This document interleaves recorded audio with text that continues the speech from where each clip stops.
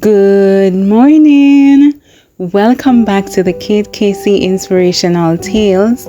I hope today's lesson titled The Wait will inspire someone.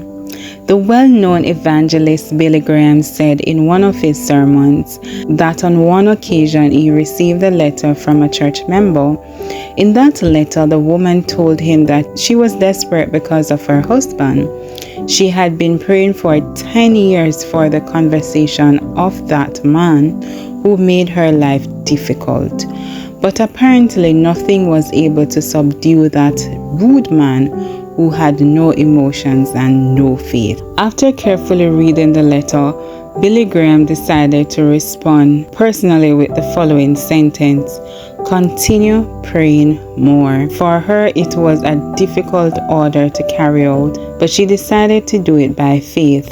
A year later, the woman communicated to him that precisely that year had made the 11th one praying for her husband had made a difference in their lives. The husband had at last surrendered himself to Jesus and was a new person, a completely different man.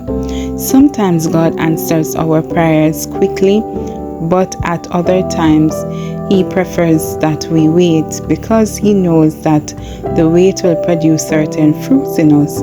Fruits such as development of faith, patience, hope, perseverance in prayers.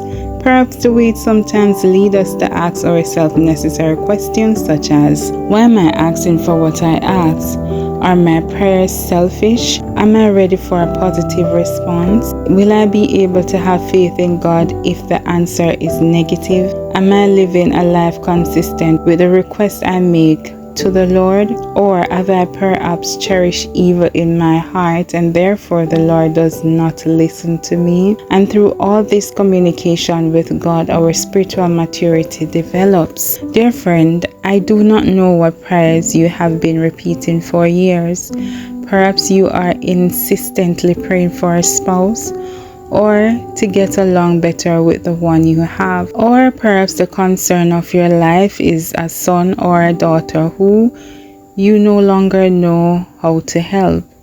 Perhaps illness has been affecting your family for years and you insistently ask God for help. Or what you ask for most in prayer is to finally be able to free yourself from economic worries. No matter the reason for which you still do not have an answer, do not forget that God strengthens you spiritually through that connection with Him. Today's lesson was inspired from Proverbs 15 verse 29, and it reads, "The Lord is far from the wicked, but He hears the prayer of the righteous."